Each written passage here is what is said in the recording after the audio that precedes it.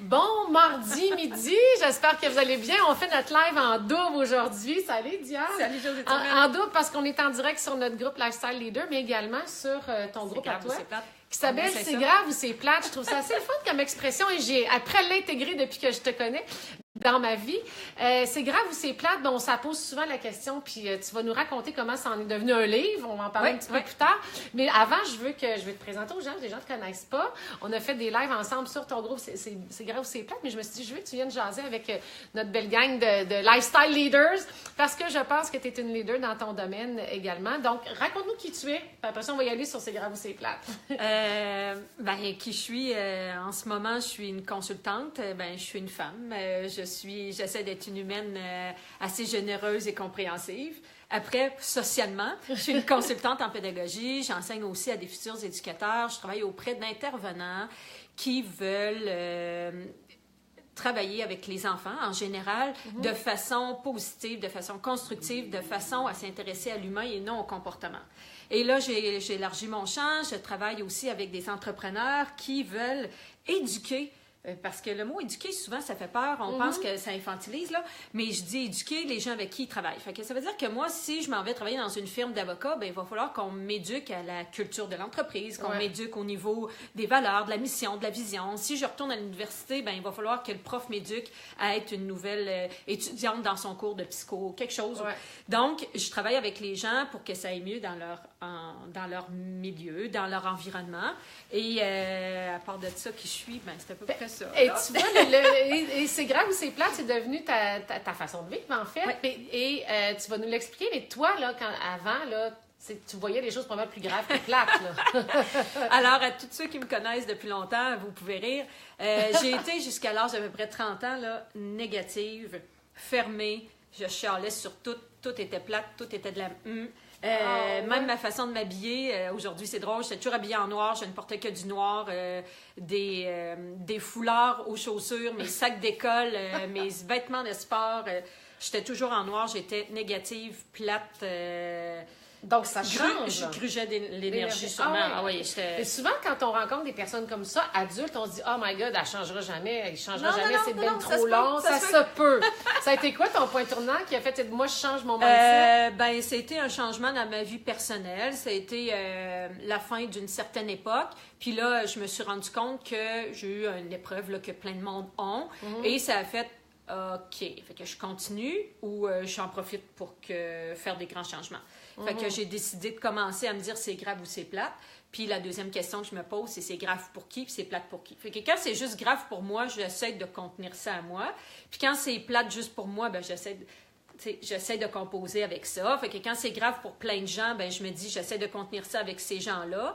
Je m'investis puis j'en fais plus ou non, je règle ça juste pour moi parce que j'ai pas d'énergie pour les autres.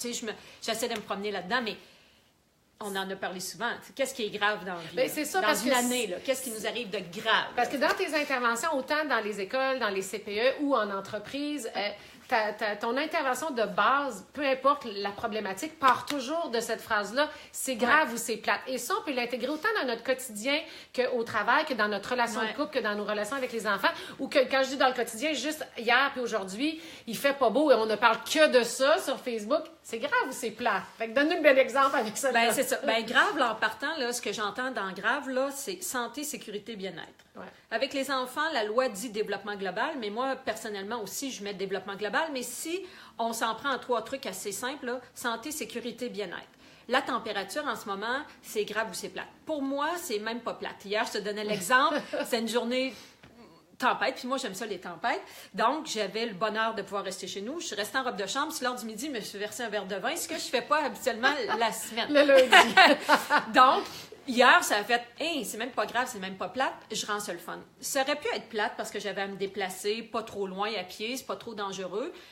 Je peux garder ce plate pour moi. Quand je vais arriver au point B, je suis pas obligée de dire à tout le monde « Maudite température, nanana. » Ouais. Ça peut être grave si je souffre de dépression puis que la température me met à terre. Là, qu'est-ce que j'en fais du grave? Là, mon bien-être et ma santé sont compromis. Est-ce que je vais voir un médecin? Est-ce que je m'en vais dans le sud? Est-ce que je me tapis chez nous? Qu'est-ce que j'en fais? Mais c'est seulement de dire, OK, dans ma vie à moi, c'est grave ou c'est plate, puis je l'étends jusqu'où? Parce que plus c'est grave, puis plus je l'étends, je pense que plus c'est grave pour plein de gens, puis plus c'est plate, c'est le même phénomène. Je vous dis pas quand c'est grave de rester chez vous, de pas en parler, mais c'est qu'est-ce que j'en fais avec? Est-ce que ça va devenir plus grave ou davantage plate, ou j'essaie de contenir ça, puis comme hier, j'ai décidé que la température qui est supposément plate, ben moi, j'en ai fait ce que j'en voulais.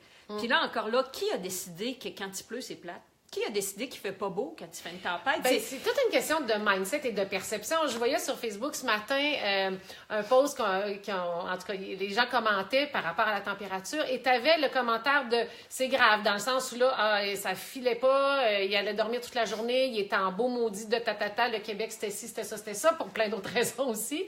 Et tu avais l'autre qui disait « écoute, moi je vais visiter ma copine à l'hôpital, elle est hospitalisée, puis son fils s'ennuie d'elle à la maison. Ça, c'est pas mal plus grave qu'une journée plate de mauvais temps. » Puis la mère qui, elle, a posté des photos avec ses enfants, ils ont mis des lunettes de soleil, se sont mis en maillot, ils ont eu du fun.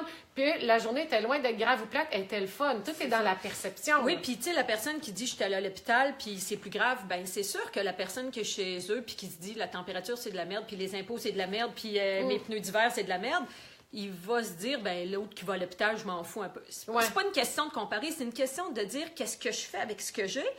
Puis qu'est-ce que je laisse rentrer dans ma tête? Comme moi, là, les posts sur le mauvais temps aujourd'hui, je suis pas allée les voir. Je veux pas qu'ils me rentrent dans la tête. C'est mieux de pas les lire. Parce que là, ça va devenir, ma journée va être plus plate, puis je vais m'en convaincre. Je vais dire, regarde, tout le monde chale, puis c'est vrai. Puis les pneus d'hiver, là, moi, je les ai fait enlever, puis c'est dangereux. Oui, c'est dangereux. Ben, je prends le taxi ou l'autobus aujourd'hui, où je l'ai fait.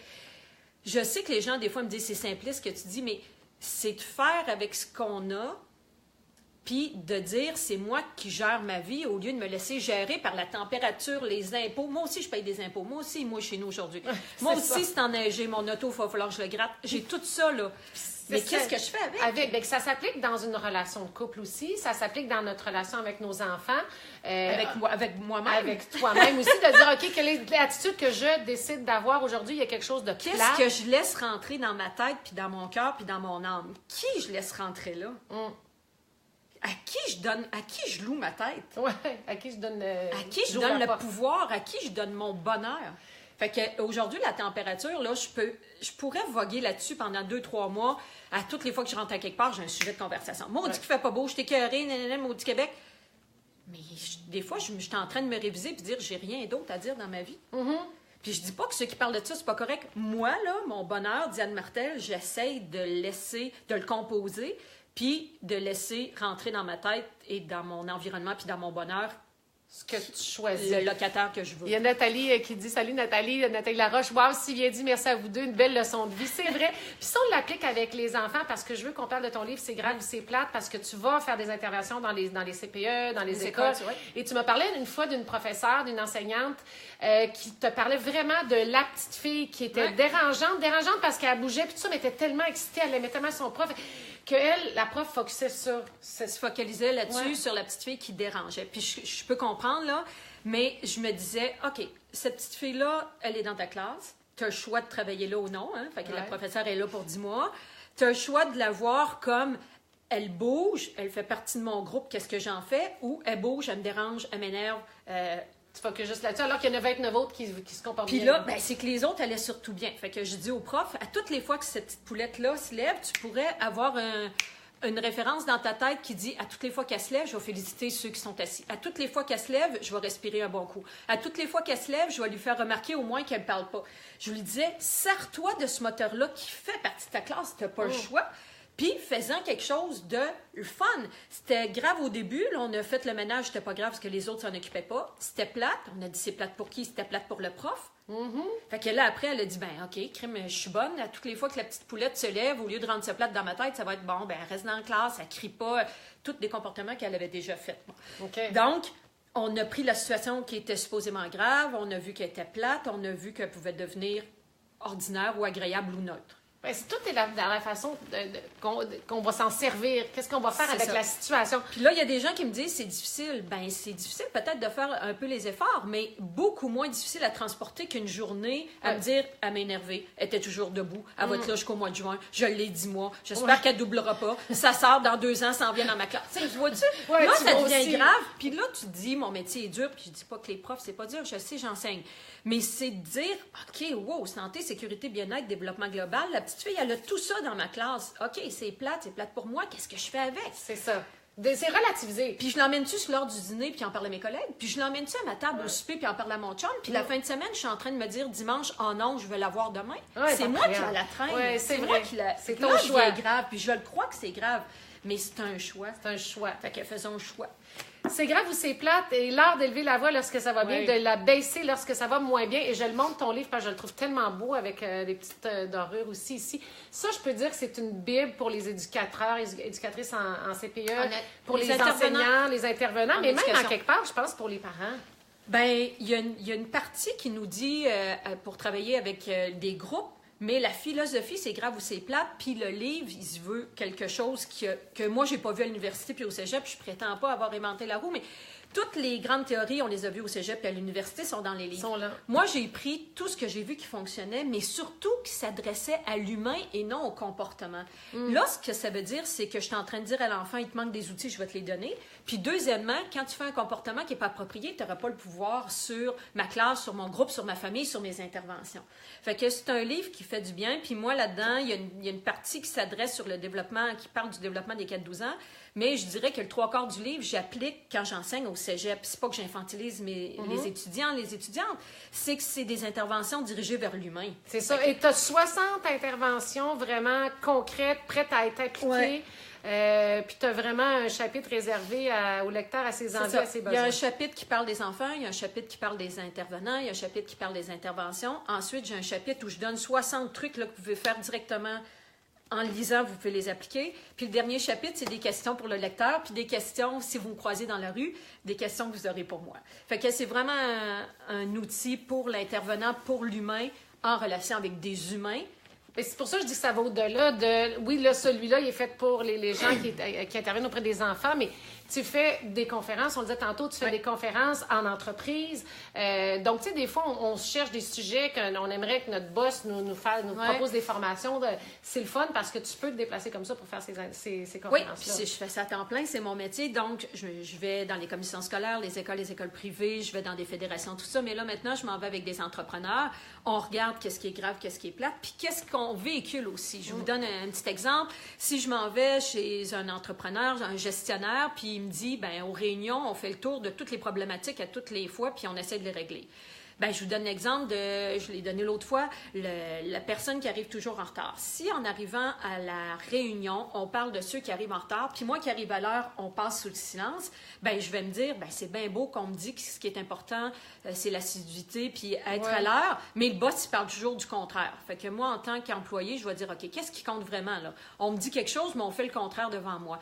Donc, dans les entreprises, je m'y rends, on regarde ce qui est grave, ce qui est plate pour le gestionnaire, puis ensuite, on regarde ce qui va être véhiculé, ce qui va être mis à l'avant-plan, ce qui va être mis en priorité en action envers les employés. Fait que ça s'adresse à tous les humains qui ont à travailler avec des humains. Non, c'est vraiment le fun. Écoute, ce n'est qu'une partie de tout ce que tu peux proposer. D'ailleurs, je vais l'ajouter, ton site, dans la présentation du live, c'est dianemartel.ca. Donc, on a toutes les informations. Puis d'ailleurs, le livre, il t'en reste, là, si on va l'acheter oui, en je vrai. vais en faire imprimer plein d'autres.